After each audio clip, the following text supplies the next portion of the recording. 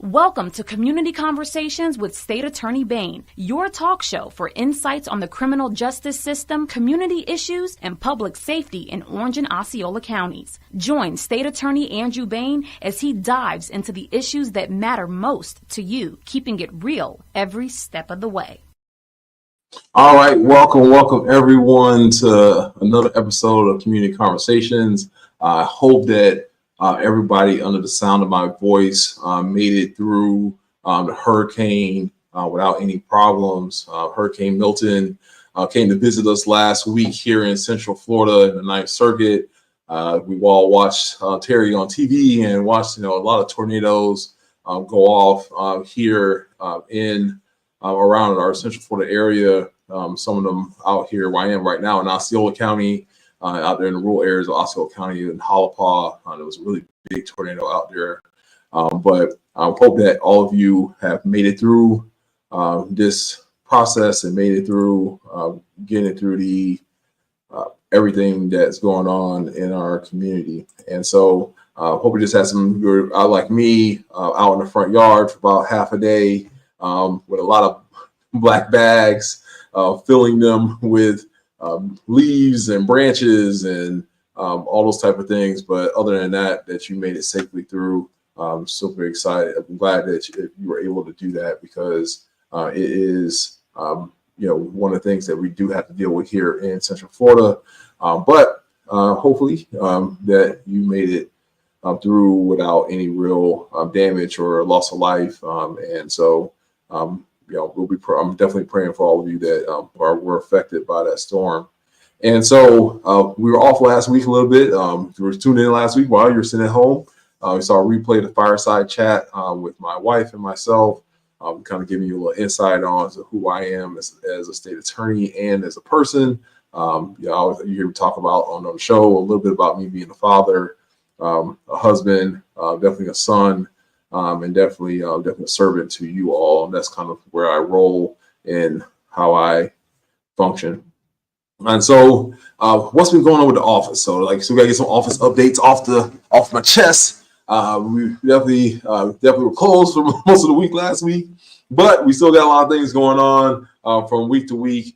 And so this week we had a much anticipated trial that started on Monday. We were picking a jury in the Sarah Boone homicide case, and that is going to be on Court TV is covering that case. This is a allegation that Ms. Boone suffocated her boyfriend in a suitcase and left him to die. And so that is a much anticipated case that's going on right now inside the courtrooms in Orange County, and we are obviously putting our best foot forward and making sure that we were able to hopefully get some justice for our community and our survivor family in that case. And so so this episode today is going to leave a lot about survivors and victims. We were actually going to be exclusively talking about survivor and victims with our two guests. They're going to be coming up soon here from the Victim Service Center of Central Florida. And we're going to be super excited to have them talk to us about what the resources are available, especially when it comes to crisis management and crisis intervention when people are become the victims of especially crime, and especially violent crime. And so I can't understate how important it is for our victims to seek help, especially when especially crime happens to them. It is a violent crime. Whether it's gun violence, knife, sexual batteries, all types of violent crimes that happens to victims here in our circuit and everywhere else in the country. It has a lasting effect on you.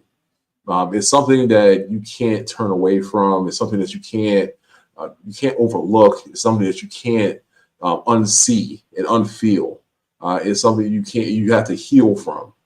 So it's a healing process that occurs when that happens. I hear people maybe here talking about how tired of talking about this, but I talk a lot about, and it helps me heal the type of violent crimes that occurred in my younger life. I think, I had heard about people being killed when I was a young child, and growing up in South Florida, but I hadn't really been that close to the situation up until would have been almost a month from now, 22 years ago, not 18 years ago, when my teammate, Brian Patta, was murdered about less than 50 feet from my front door. And so, I can tell you exactly what I was wearing that night. I can tell you the conversations I had with my teammates before it happened. I can tell you like exactly what happened afterwards. The team meeting that we had to go to. I can tell you about the fear that we all felt because we didn't know that this was an isolated incident or people were targeting us as Miami football players. It was my wife, my fiance at the time, but soon to be wife, was at home when the incident occurred, and so there were a lot of things that went surrounding that incident, and then so you develop that level of PTSD that may be disability, that can make you may disable you, but it may be a situation where it doesn't go away. And you're not able to function in the same way you're able to, and you're not able to get, the same relief that you've been looking for in the process. So it is something that absolutely changes you as a person when violent crime, whether you are the victim of it. And I was just that. This is what they call transferred trauma, where I wasn't actually the one that was actually injured, but it was still something that affected me deeply. And so that is, when I say that violence, especially in our community, it changes how our community is and is designed. And it changes the culture, the fabric, the brain chemistry of our community. It has a rippling effect that kind of flows over into everywhere and everything else. And so that's why I believe, as a prosecution's office at State Attorney, my job is to be victim-centered because of that. I have to be sensitive to what is going on. I have to be sensitive to all the other things that are occurring in our community. And we have to make sure that we are, standing up for our victims, protecting them, making sure that we are going to be doing everything and all things that we can to protect them and to put them back into the place where they should be in our community. So it is something that I love to do, that I would love to be a part of, and love to try to bring a light to when we were talking about what we do for our victims. And so this is also Domestic Violence Awareness Month. And so we'll give you a little bit of splash about that. So what we're going to do at the office, there are always a bunch of domestic violence events going around in the whole circuit. We're speaking at a bunch of them. But what we really want to do is make sure that we are going to be able to put our stamp on it. And so in the middle of the day, right as we're doing almost business in the courthouse at 11 a.m. on October 24th, we're going to be holding domestic violence awareness function, community event in the courthouse square on October 24th at 11 a.m. There are going to be some great partners. One of them is going to be coming to visit us here in a second. We're going to bring on their chief, their leader, to make that happen. And we're going to try to bring some awareness. We're going to have some survivors speak about domestic violence. It is one of those crimes that is something that is silence. Is like silence is the enemy of justice, in that when it comes to domestic violence, and people die. It is some of the most horrific homicides I have. Some of the most tragic homicides, especially when it's familial, when it's a parent killing another parent, is because especially when they have children, there's a child that's left, or a series of children that are left with no parents, because somebody that one parent is going to have to pay for there's been consequences for that killing, and then the other parent has been been killed. So it's a tragedy. It's a full-on tragedy that occurs in our community, and we want to make sure that, again, we are responding in a way that makes sense for our community. So let's get into it. I want to bring on one of my good friends, Mr. Lou. Hello. Thank you for having us. Yeah, man. So introduce yourself. Tell them about what you do at the Victim Service Center in Central Florida, and a little history about what's going on, and so we can get an idea of what we're here to talk about today. Yeah. So I'm Louis Damiani. I'm the executive director here at the Victim Service Center of Central Florida, where we are in our 25th year of service to the Central Florida community. And, our mission, our purpose is serving any victim of violent crime, sexual assault, and any other kind of traumatic event. And, just to kind of give you an idea of what that looks like, we helped over 9,000 people last year, 9,001 to be exact. And we do it, we provide our services in a lot of different ways. We do it through 24/7 immediate crisis response. We run a 24-hour helpline, and that's generally manned by master's level counselors and social workers that anybody can call and get information if they need it, or if they're in crisis, they can talk to one of our social workers. We also have therapy, so we have a comprehensive therapeutic program, and then we do advocacy, and we do immediate crisis response.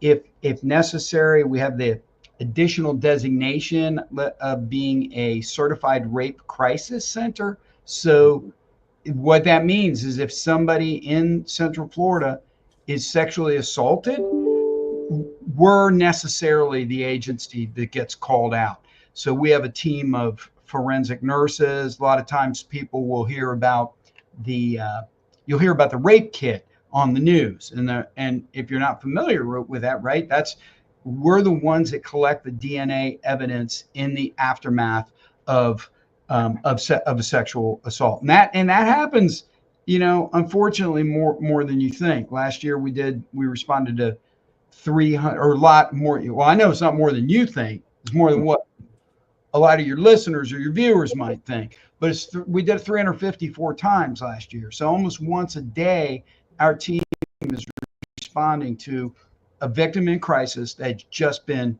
sexually assaulted.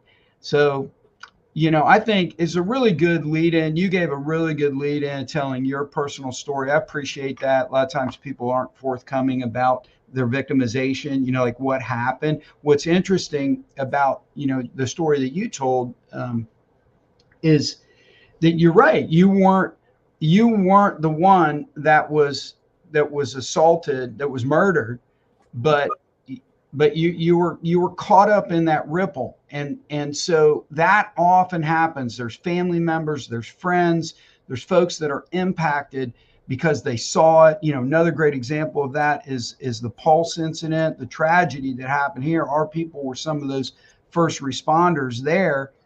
Well, so many of those individuals, there were 49 people murdered that night, right?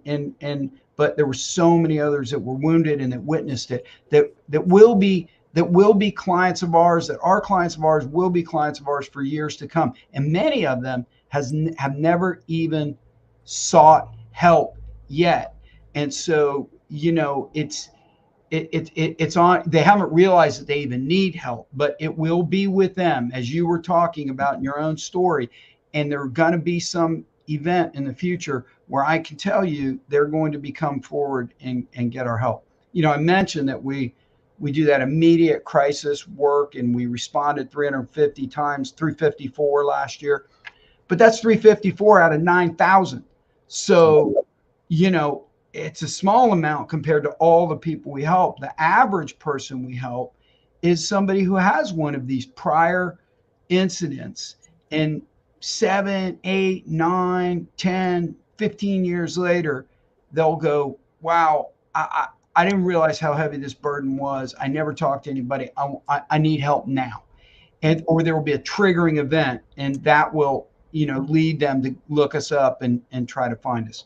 So, it's never too late, I guess is what I'd say. And that's a lot of the folks we help. Lots of adults that were sexually abused as children that never told anybody. And now years later, they're getting into one of our support groups or therapeutic groups, getting one-on-one counseling. I mean, last year we have a whole team. We have 10 therapists on our team. We did over 3,000 therapy sessions last year. So it's, actually this is even a better lead in, thanks to you, State Attorney Bain had reached out to us, after getting in this role and saying, hey, why don't we partner and have some of your team of experts right here at the state attorney's office? And it was really, we immediately said, yeah, that makes a lot of sense. And if you give us some space, I think we can pull that off. And so we did that. And that's really becoming fruitful too, because lots of times we lose contact with, we'll help somebody in the moment of their crisis. And it might be a minute before the law enforcement actually tracks the person down, the perpetrator down, and then gets charges filed and then gets them into the court system. And people aren't really talking to us. They might think, oh, I got this.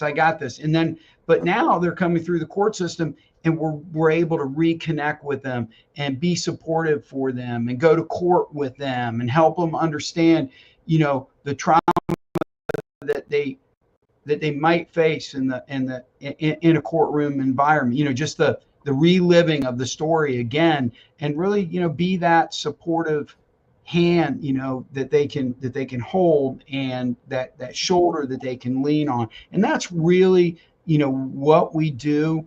And what's great about all this is that none of our services ever come with a fee or a charge. We've been doing this work for 25 years. It's absolutely free to our clients. Our footprint goes all the way across Central Florida. We have our main operation here in Orange County, right on Michigan Street, but we have satellites in both Seminole County and in Osceola County. So we cover a very large swath, and we have this just amazing team. It's amazing resource that is available and has been for 25 years, and I'm sure is going to be available for the next 25 years. We don't plan on going anywhere. So, I appreciate you hosting us today, having us in the state attorney's office so people can access our services as they're coming through the court system, and then and just shedding a little bit of light. And so, yeah, hopefully we can bring Rhonda into the conversation. Rhonda's our staff expert that helped us launch that office here within the state attorney's office. And I know. So, but first, before we do that, tell the people, because I want to repeat it over and over again. I'm having to do it a couple times because we're here listening to us. If you are a victim or you were a victim of a crime, how, tell them about the crisis hotline, tell them about where they can go, so they can get help. So the great news is, the bad news is a lot of your people that are listening are going to say, never heard of it. The great news is we're the #1 Google search. So if you start typing the word victim service center of Central Florida is going to bounce right to the top. So we're super easy to find on the web if you want to go look and read up about what it is that we do. But we also, our tagline is healing begins here. And so we have a 24-hour helpline. That number is 407-500-HEAL, 4325. But 407-500-HEAL, they can get straight through to our 24/7 helpline, always managed by master's level counselors and social workers. And then finding us on the web, again, super simple. People start seeing billboards now as they're driving down the road. We always have a billboard campaign going all over Central Florida. So you'll see our Healing Begins Here stuff. So if not only are we located at victimservicecenter.org, but we also own the domain healhere.org. So if you start typing the word heal, we're also going to pop up there as well, and it's going to take you to the same place. Okay, so you talked about Rhonda. We said her name, but now she's on the stage. She's here with us. So Rhonda, tell the people a little bit about who you are and kind of how you ended up hanging out in my office, especially down in Orange County. I'm Rhonda Wilson. I'm the senior advocate here at the Victim Service Center. Been with the agency for about now 15 years now. It's a passion to help people heal. And I was very excited when the opportunity came available for us to have a satellite here at the State Attorney's Office. And I have seen a lot of survivors come through. I have helped them with their emotional, regulating their emotions and everything during trial, during injunction hearings. It's been really a successful, with us being here, being very successful in helping the survivors and the victims that have come through. And like Louis was saying, like I've seen the survivors at our Rape Crisis Center, and now I'm seeing them again coming through, and we're able to grab hold of them and help them through the process of their emotions before trial, during trial, and after trial. So I really enjoy it. I love helping. Yeah. So I want to give like a mid-show kind of update, but this conversation kind of reminded me that we had a superhero. Her name is Gail Gardner, and she. So we went from talking about like a long time between the time the incident occurred. This was a 1980s case. Yes. Where her rape occurred. But it wasn't until just recently in 2022 the case was actually filed. So she waited decades to have her perpetrator brought to justice. And I ran into her at the Victim Service Center fundraiser at the Science Center, and she came up to me. She was like, 'cause I had met her before, but then she actually told me her story, and I was like. I told her that she's like, I want before the end of the year for this case to be over, for this to be done. And it's like there's been all these delays, and it's like, okay. I told her I promised her that I was going to make that happen, and I was so happy to be a part of her story in making that happen for her and bringing her perpetrator to justice. Just recently in the last couple of weeks. And we talk about like a lot of these, like talk about the rape kits, talk about all things like that. She passed a law because we had an issue where law enforcement was destroying the rape kits, and before they were doing the testing, and so because they were just holding them for so long, so she got a law to make sure that Gail's law to make sure that that's not going to happen to any other victim. That we're going to be able to hold on to that evidence. Until we find till we can bring somebody to justice. So I want to give her a big shout out. She's a superstar. She's amazing. And I was just really thankful to be part of her story and making that happen. And that's what we do this for, right? Is that Louis? That's kind of the idea, right? Absolutely.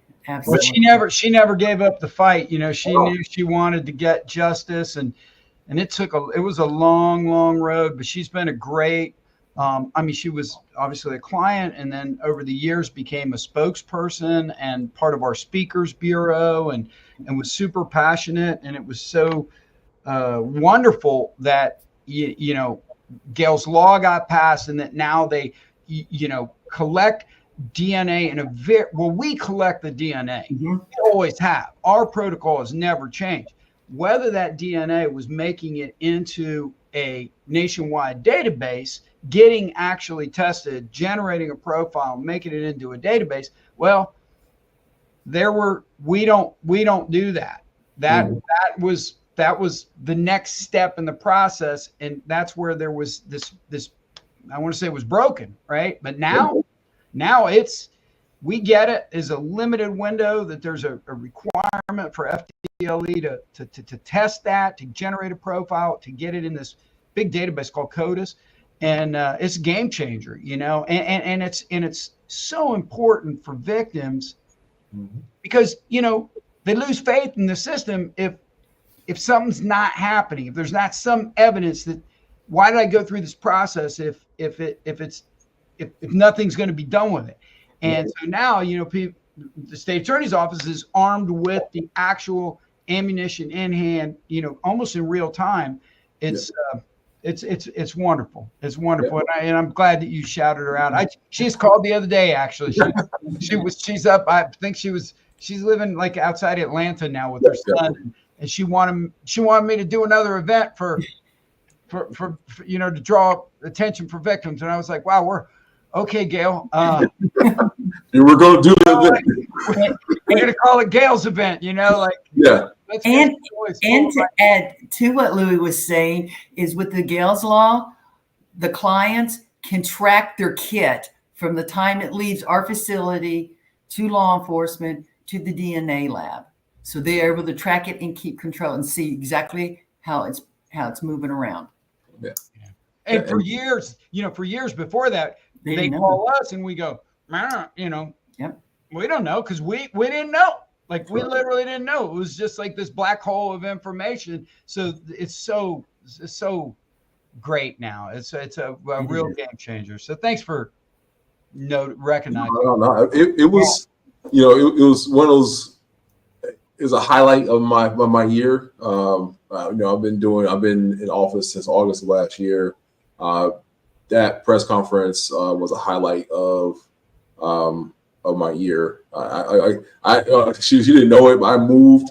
Like I had a bunch of things set that day, and when they were going to do they just moved the court dates that day. I had to I literally pretty much jumped right out of the car in front of the courthouse. Went up there.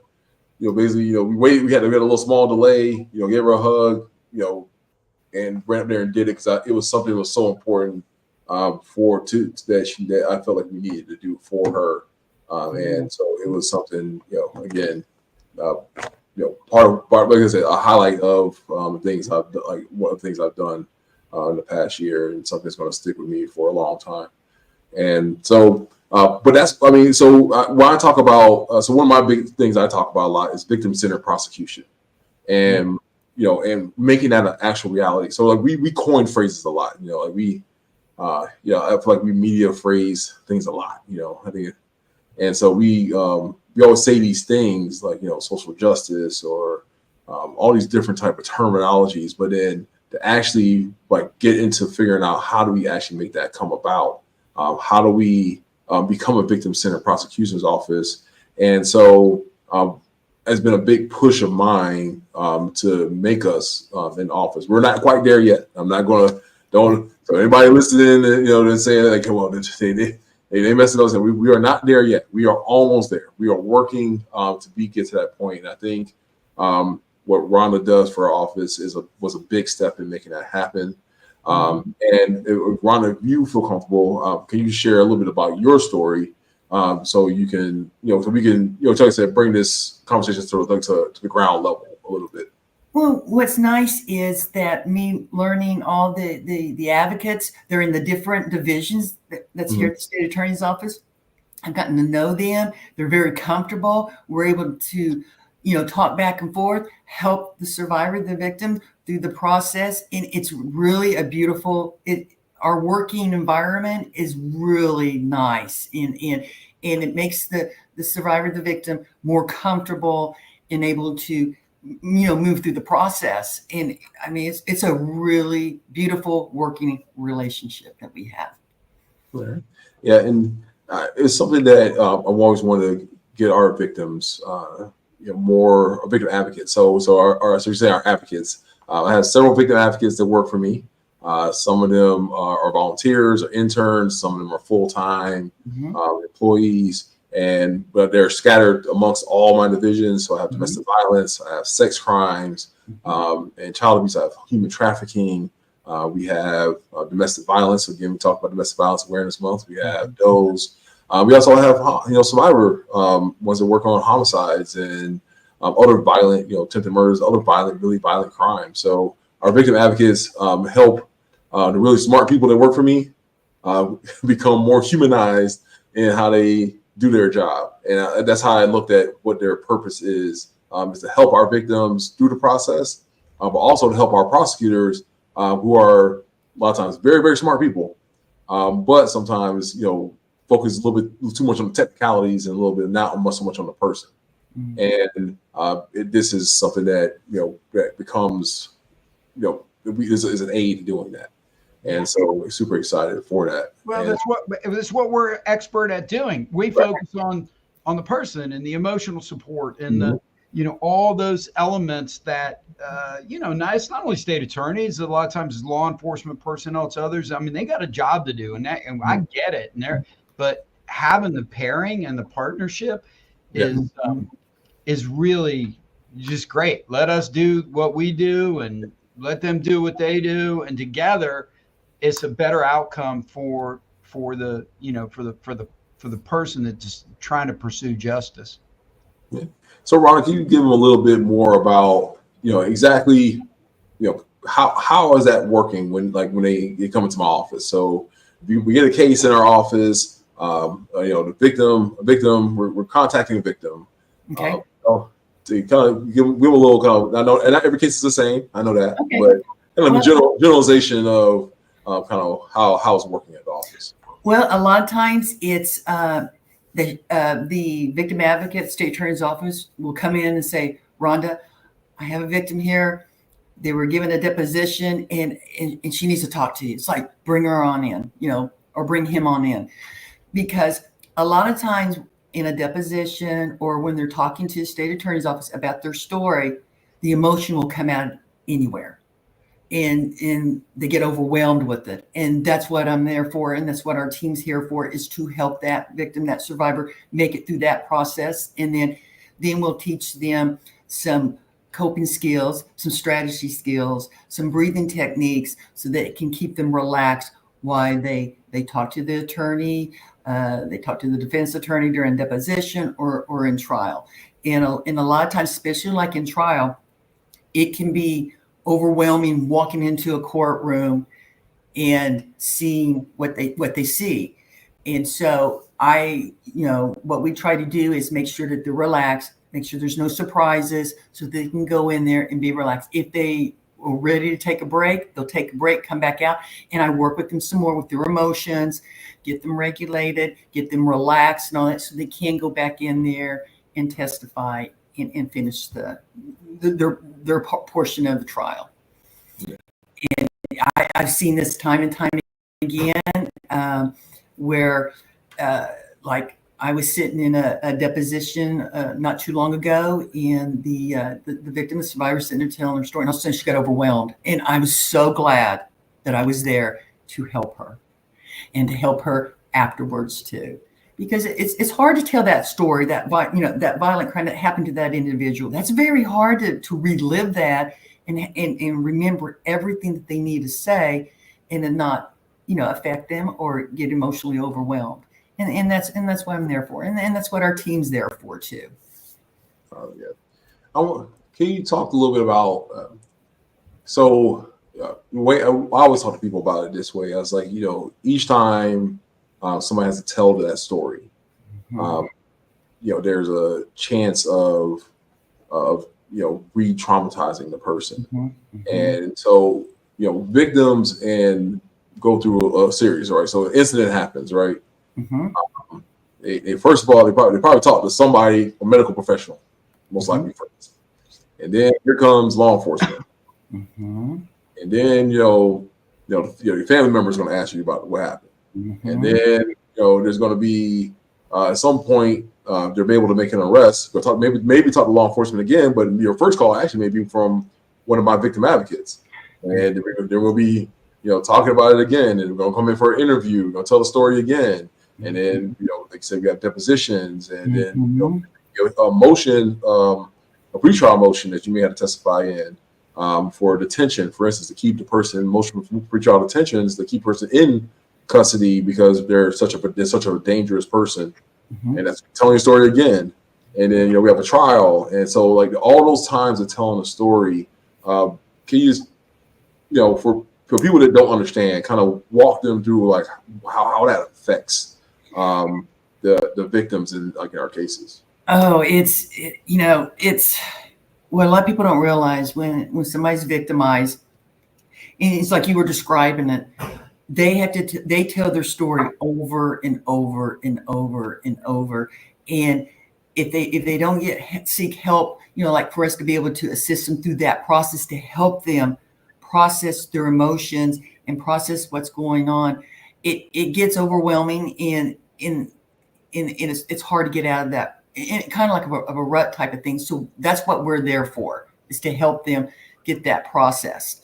And a lot of times, by the time I see them here, I don't even know how many times they've told that story. And sometimes they haven't told the story in quite a while, and then now they're coming to the state attorney's office. They got to tell the story, and all that, the floodgates open up, and they're getting re-traumatized again. So what I try to make sure to do is to ensure that they're safe, and that I'm here for them, and that if they want to take a break, they can take a break, and we can come down here and we'll do all kinds of different types of exercises to work on their emotions, to get them to breathing, and to get them to relax more. But like I said, it can be long term like that. But one of the things that I know that I've talked to some of the victims come through here is like, especially when they're going to the trial phase of actually telling the story in front of the defendant and in front of possibly a jury, is that it could be their last time they ever have to tell it, and that we can start more counseling. We can put them in our therapy department at Victim Service Center to help them move forward and start their healing process. Also, our therapy department is absolutely wonderful, and they help thousands of survivors of violent crimes. Yeah. And so, Louis, how do you keep it all afloat, man? It's like, so you got 9. So you sound like me. I mean, I think people. So, before I tell people, I have officially 161 attorneys, about 14 CLIs that work for me. Additionally, over 200 plus staff, including investigators and law enforcement. They're part of that staff. We consume around 65,000 cases a year. And so you got a staff not even about a tenth of that size. 9,000. So we're doing about the same amount of per case per work. So, I mean, tell me how I mean, we use, so it's true. We have about 22 full-time permanent employees, but we also employ, so I have a team of 10 forensic nurses, 10 or 12 forensic nurses that do, that help with the DNA collection. They're all under contract. We have a team of contractors, therapy contractors that are all skilled in trauma-informed work. I mean, they're the best of the best. And we have 10 or 12 on that team also under contract. So my team starts to get a little bit bigger. It's like into the 40s when you add all the independent contractors. And then we use, and I'm really proud of this, we use a lot of volunteers to supplement all this paid staff that we have. And they're, the cool thing about our volunteers is, if you came into our workplace and there was a volunteer sitting there, you wouldn't know it because they dress like our staff. They walk and talk like our staff. We train them like our staff. We vet them with background screening, just like any other team member. The only difference is I don't pay them. They come here because they're giving their time and treasure. Sometimes might be a retired therapist, and they're like, I just want to keep my chops up, or I want to be part of what you do. And I think that's the thing that you probably experience this somewhat in your own work. Like, people don't come to this work like trying to get $1 million payout. They're here because they want to be part of something that's bigger than them, and they want to be part of helping their fellow man And it's very, very humbling. It motivates me to want to come back and do this work every day when I look at my team, because they're here not making a lot of money and they're just doing God's work. They're helping people through imagine it's just back to back to back. The worst thing you can imagine happened to this individual that's sitting in front of you.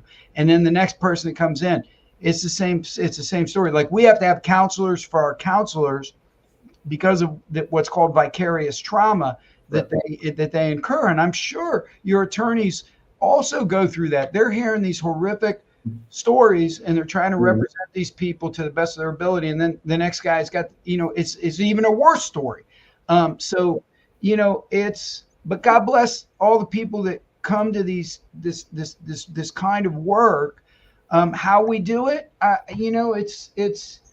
it's special. The people that come and do it, it's very special. And so that makes it worthwhile and makes it, makes us want to continue to do it. And I think that energy, you feel it when you feel it with Rhonda here today. You feel it when you come into our place, because we all have one end goal, and that's to find the best possible outcome for these people that have had something bad occur in their lies. And again, it's completely free of charge. So that burden is not on them. They don't have to worry, oh God, do I have insurance? Don't I have insurance? Do I have enough money? Don't I have enough money? That's all. I tell my team, don't worry about any of that. That's not your concern. That's my concern. We'll figure out where the dollars come from. You just be there for those people, and let's get them the justice. Let's get them the healing. Let's get them to lead the best life that they can lead moving forward. And that vibe, that energy just permeates, and then everybody's focused on the same end goal. So Ron, I did a couple episodes. I think all of us know Rachel Allen. We did a PJI episode a couple months ago now, and I like rubber meeting the road. So those are kind of conversations I like having. So talk to people about, we talk about being trauma informed, talk about how important that is. We're talking about at that time, we're talking about adverse childhood experiences, positive and adverse childhood experiences actually. And so let's talk about how that translates to being as a part, not just part of that conversation, but a part of the conversation when it comes to our victims. To making sure that my staff and what Rhonda does for our office, the importance of that trauma informed posture that we have. Again, it's like what I said. People don't come to this. They don't come to this work to get rich. They come into it because they have this passion in their heart.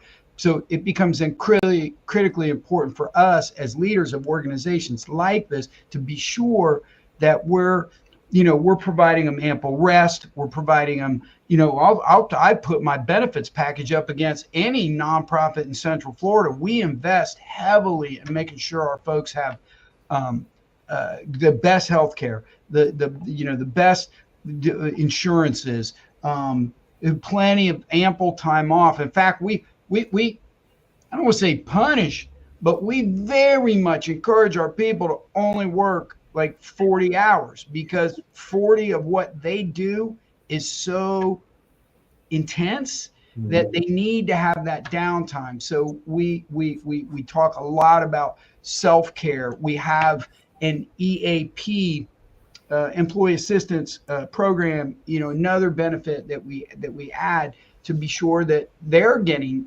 counseling and therapy that they might need. And, again, that they're taking a lot of time off. They're getting involved in yoga or something to de-stress and be away from this place.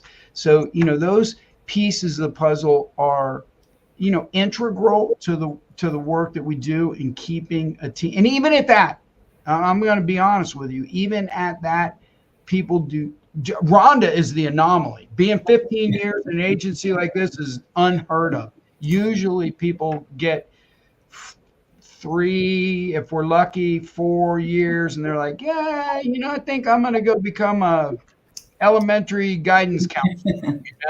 Because it's really tough. And So, I think, I don't know if that answered your question, but that's an avenue that we as leaders have to really focus on. Well, and we also do team building. We do. And you know what? And it's nice. It brings us closer as a team. It really does. And we do all kinds of different team building. And that helps along with self-care that we do outside of when we're on call and at work and ready to help out the survivors and the victims. True that. We have an employee fund committee that actually is guided by our employees, that plans and does regular activities and events just to lighten the atmosphere and give everybody a sort of a pressure valve release. And then, and then we do that, and then it's back to business. Yeah. Okay. So, Ron, I heard, because people don't think I hear everything that goes on in my building, that I have some employees sneaking in there every now and again to talk to you as well.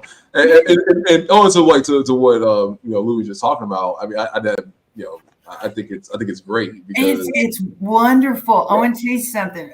Like they like to stop by and say hi. Or after we have kind of like an intense with one of the victims, one of the survivors, I tell that advocate or whoever to come back. I said, let's just sit down and talk because they're stressed, and I want them to be relaxed to be able to go back upstairs and go to work. But yes, they are, and I'm glad that they do, because they need somebody to talk to also, just to relieve the stress a little bit and go back and forth and process and everything. And then when they leave out of here, they're relaxed. It's wonderful. I love helping out the staff. Love it. No, I really appreciate it, because I think that a lot of people don't. I don't know. Maybe one day, like Louis said, I mean, I've been in therapy after watching some of the things I've seen at this job, but I think it's discounted a lot of what my prosecutors especially go through. Mm-hmm. For instance, one of the things I do regularly that's important to me is I do all the law enforcement shoot reviews. So when law enforcement is involved in a shooting, whether they killed somebody or shot somebody or shot at somebody, I'm involved in those reviews. And because of technology now, we have a lot of body cam and other stuff, other video and things like that. So at least a few times a month, unfortunately, I am watching somebody be shot or shot and killed. Right. And so that is something that that's just a minor. That's just for me a small thing. And then so I think about some of my other homicide attorneys, my sex crimes attorneys, some of my domestic violence attorneys, my child abuse and those type of cases that some of those we used to prosecute. You see a lot of things that, like you said, we talk about vicarious trauma, those kind of things like that could traumatize you. So it's important for again, for staff and my staff, like EA, we have an employment assistance program, trying to explain to some of the generational situation sometimes with my staff. It's like, you may take care of yourself just a little bit. Like me, start turning gray at too early of an age, but it's part of the job. And so I'm thankful that Rhonda, you're here to help us through that as well. It's not just as the victims. And that's one of the cool things about our organization is that we established ourselves a foundation of helping victims of violent crime and sexual violence, but we included specifically folks that experience other kinds of traumatic events. And what's really interesting about that is that what might not be a trauma to one person might be to somebody else. So we are very individualized in our approach. And what I always tell people is, well, if you're in doubt, well, come see us and we'll help you sort it out. and, come up with a plan. Like if you have the wherewithal to come and see us, there's something there. And so our people are going to work with you to try to help you, again, get you the resources, get you the tools, get you the counseling, get you in the support group, whatever it's going to take, the emotional support, so you can,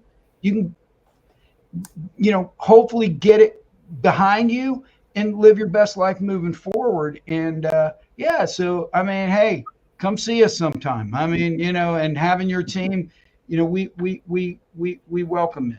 We welcome it. Again, anybody that might benefit from us, what you got to lose? Come see it. That's the bigger fundamental problem that I see, is that people don't. For whatever reason, they say, I'm going to deal with it on my own, or I'm embarrassed, or I'm ashamed, or I'm afraid, or whatever it is. And so to have conversations like this where we can normalize it and say to people, yeah, you're not crazy. It's all fine. It's good. Keep that conversation out there very publicly. Like mental health services, they help save people's lives. Yes. And what we do, I see it every day. I can assure you 100% we're saving lives in this community. So, and we have been for 25 years, and we're going to be in the future. So just keep that momentum, keep it going, for your viewers and listeners, anybody that has an opportunity to get us out there in front of the public. We did 240 outreach events, 244 last year. We go out constantly. We have people that provide prevention, education, and training. Like, we'll just get us out there, get us in front of people. And guess what? If you put us in front of a group, we're going to come to your event out in the courtyard, and we're going to leave with 5 people that are like, hey man, so let me tell you my story. And then the next thing you know, they're meeting with Rhonda, and we got them in a support group, and we're helping them. And that's the nature of our work. That's the way it works. And more opportunities we have, the more opportunities we have to get in front of people, more opportunities we have to actually help people. Yeah. So that's the purpose of the show as well. And purposes of the show is this is my weekly time to highlight, again, some of the great community partners that we have in our community. And that's my biggest thing I hear when I'm out in the community and talking with people, is that they'll tell me, I didn't know about this resource.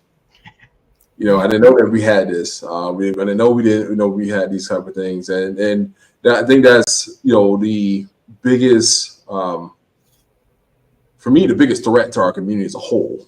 Not just as obviously criminal justice is important, but a safe, healthy, and resilient community is what I think that is my objectives and my goals to create. And so in doing that, it requires all these other partners and pieces and things like that. So I can give you an example. I was speaking at UP, which is United Against Poverty over there on Michigan, on the other side of Michigan from where you guys are. Down the street from where you guys are, and they have a great group of kind of accelerated soft skills course that they have there for people to find jobs and kind of get back on track and things like that from either becoming homeless because of rent cost or other things that could cost people to become homeless, and to get them back on track. And I go out to the community like, well, we didn't know this existed. We didn't know this is happening. So I refer people to them, to Career Source, to always to VSC for counseling and for our victims. And so all these different things that we have available at our fingertips, but just trying to get it to the almost 2.2 million people that are in our circuit is sometimes a little more daunting than I would like. And I wish we'll find a way to. I will find a way, because I just know how my mind is. We'll find a way to make it work, to find a way to get this resources to everybody in a more straightforward, simple manner. But one day, maybe we'll create a new number. We're at 211 We got 311, 418. I mean, I don't know. We'll make it. We have 511. I don't know. Maybe. I don't know. We'll make it something. We'll do something.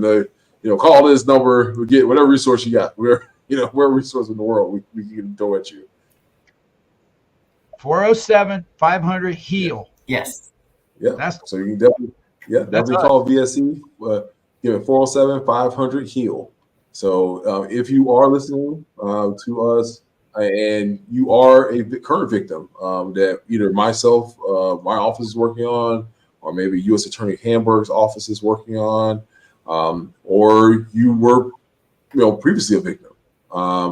Maybe we weren't able to either prosecute your case because of some evidentiary reasons, or that we never were able to find the person that did this crime to you, and you're thinking about, like, man, I think about this a lot. Like, it's kind of affecting my relationships, is affecting my sleep patterns, is affecting how I go about my life every single day. You should definitely reach out.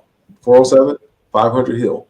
Yeah. And I try to encourage my children, like, when I talk to them, if somebody they can just tell you no. That's the only worst thing that can happen. They can tell you sorry. Exactly. And then guess what? You just move on to the next thing. But if you don't ask, you don't come, and you don't participate, and you don't invest in your well-being, nothing's going to change. Like, you're guaranteed to stay the same for as long as that's going to be the situation until something moves you to change what's happening. And so, super excited for that. All right. Anything you guys want to tell the people before 407-500-HEAL? Anything before we end to go into the last part of our show? No. Thank you for having us. All right. Thank you. So now you make sure Victim Service Center of Central Florida, great partnership, great resource for everybody that's out there. And I want to thank Louis. I want to thank Rhonda for putting up with my crazy ideas and actually making them a reality. And I'm so thankful for your partnership in doing so. Yeah, thank you. All right, so we are in the home stretch of the show. That is Victim Service Center of Central Florida. Again, if you need to call them, the phone number is 407-500-HEAL. And remember, next week on October 24th, right there in the courtyard at the Orange County Courthouse. That's 425 North Orange Ave. We'll be right in there in the courtyard there, the beautiful courtyard at the courthouse. We'll be there doing a domestic violence awareness event, providing resources. Victim Service Center Central Florida will be there. I think you watched the episode we had at the very beginning of Domestic Violence Awareness Month.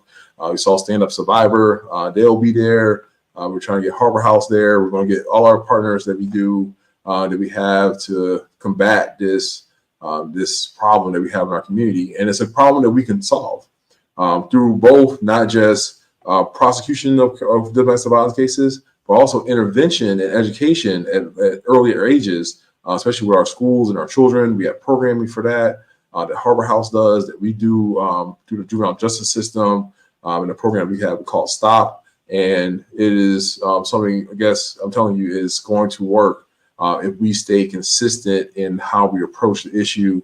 Again, always you'll hear me talk about intervention, prevention. That is the way to go. It's the proven way to go. Is to do serious intervention, consistent, serious intervention with what we do at the office, what we do in our community. And so we can see the changes that we want to see, but we have to be consistent about it. We can't just do it for a little while and then put it down. We got to continue to be consistent. So for our motivational minute and our last minute, you can't grow weary in doing good. You have to do, when you're doing good for the people around you every single day, you may not see the results. You may not see the seed budding out of the ground. The seed's going to grow roots first. If you plant a seed, it's going to grow roots first, and then you're going to see it coming forth from the earth. So do not grow weary in doing good. You have to make sure that you're setting down those roots again. So you being foundational, being consistent, doing the good work in your life, in your community, for the people around you, and for hopefully something above and beyond you. And so with that, I want to make sure that I say thank you again to Victim Service Center in Central Florida, as well as to everybody out there. Stay safe. I'll see you next week. You've been listening to Community Conversations with State Attorney Bain. Join us again next Wednesday from 2 to 3 p.m. for another episode. Looking for real talk on the criminal justice system and how we can work together to make our communities safer? Tune into Community Conversations with State Attorney Bain every Wednesday from 2 to 3 p.m. Join State Attorney Andrew Bain as he interviews community leaders and activists, diving into the topics that matter most in Orange and Osceola counties. Get insights, stay informed, and be part of the conversation.